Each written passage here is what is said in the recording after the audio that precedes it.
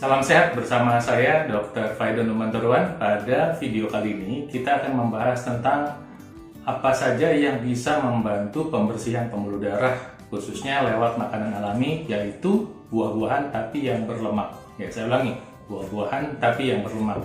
Gimana ceritanya, apa buahnya, bagaimana cara makannya, gimana konsepnya, kita bahas setelah yang satu ini. Ya. Assalamualaikum, Namo Buddhaya, Om Swastiastu, Shalom Haleluya, Besim Yesus Hamasya, Salam Kebajikan Rahayu.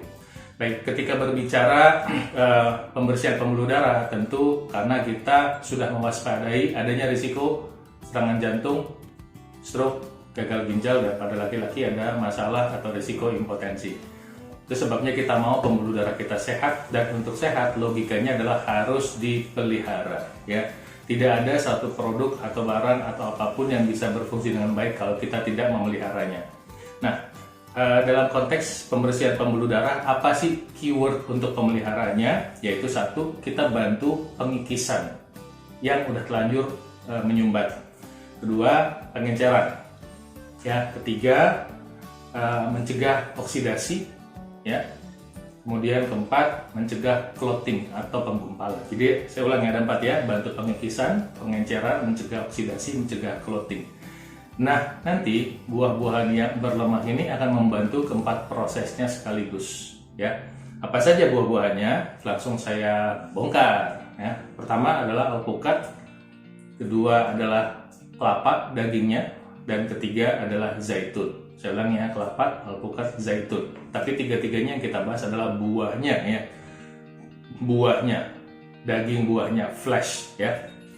Nah, apa saja yang mereka kerjakan ya, walaupun artinya secara nutrien tidak persis sama komponennya ya.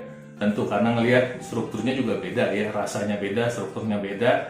Tapi secara umum mereka mengandung vitamin E, vitamin C, dan vitamin K, walaupun dalam dosis kecil membantu proses pengikisan pembuluh darah. Tentu kita nggak bisa berharap pembuluh darah yang dikikis itu bersih 100%, nggak bisa begitu. Tapi kalau sedikit-sedikit dibantu dan dalam jangka waktu yang panjang, maka ini akan bisa membantu kesehatan kita. Ya. Kedua, lemak alami yang terdapat pada 3 buah-buahan ini membantu proses pengenceran darah, menurunkan trigliserida, bahkan meningkatkan HDL. Ya. Jadi lemak itu walaupun lemaknya ada lemak jenuh, tapi dia tidak jahat. Ya. Lemak tidak jenuh bekerja sama dengan lemak jenuh yang ada pada buah-buahan ini membantu proses pengenceran secara alami. Oke. Nah, kemudian ketiga buah-buahan ini karena mengandung vitamin E, vitamin C, kemudian selenium, dan berbagai fitokimia juga yang mencegah adalah terjadinya oksidasi. Ini poin ketiga. Jadi poin pertama tadi adalah membantu pengikisan, kedua proses pengenceran, ketiga adalah mencegah oksidasi. Maksudnya oksidasi gini, bayangkan apel, kalau saya potong dagingnya putih, lama-lama menjadi coklat. Nah, coklat itu proses oksidasi. Kolesterol kalau terkena oksidasi akan menyebabkan proses penyumbatan pembuluh darah terjadi, walaupun kolesterol kita tampaknya dalam batas normal. Prosesnya pelan-pelan, sedikit demi sedikit, puluhan tahun, 10 tahun, 20 tahun. Ya, nah dengan adanya antioksidan pada buah-buahan ini, vitamin E, vitamin C, selenium, dan berbagai fitokimia, maka proses oksidasi ini bisa dicegah. Nah, jadi udah 3 ya. Nah, keempat adalah mencegah penggumpalan, yaitu karena terjadinya clotting. Nah, ini dibantu oleh vitamin E, kemudian vitamin K, ya, dan juga membantu menurunkan kolesterol secara alami karena ada seratnya, serat larut khususnya.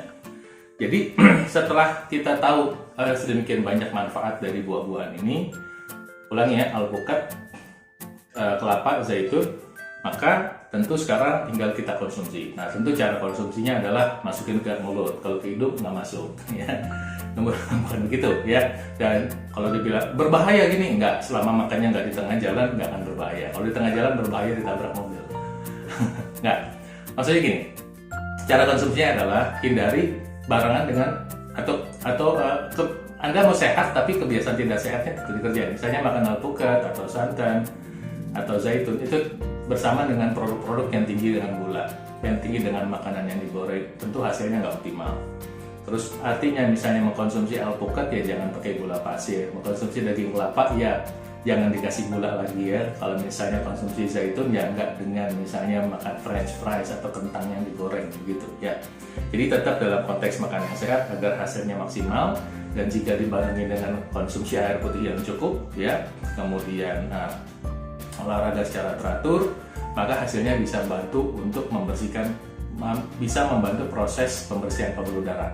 Demikian isi video kali ini, mudah-mudahan bermanfaat. Tolong dibagikan, like sedikit ya, subscribe bagi yang belum, share kepada teman-temannya, khususnya yang sudah masalah diabetes, hipertensi, kolesterol tinggi, karena berisiko kena serangan jantung, kena stroke, apalagi udah kena dua masalah ini. Tolong dibagikan, ingat-ingat siapa mereka, tolong bagikan dan take action ya. Pengetahuan apapun kalau tidak ada tindakan itu tidak ada artinya. Dan kemudian ingat proses ya. Ketika kita mencoba menjalankan hidup sehat, semuanya butuh proses. Tidak ada yang kita makan sekali itu kayak cabai dikit langsung pedes, nggak ada cerita. Semua butuh proses dan sebagai bagian dari perjalanan hidup sehat kita. Saya doakan Tuhan Yang Maha Kuasa memberkati Anda selalu. Salam sehat dari saya.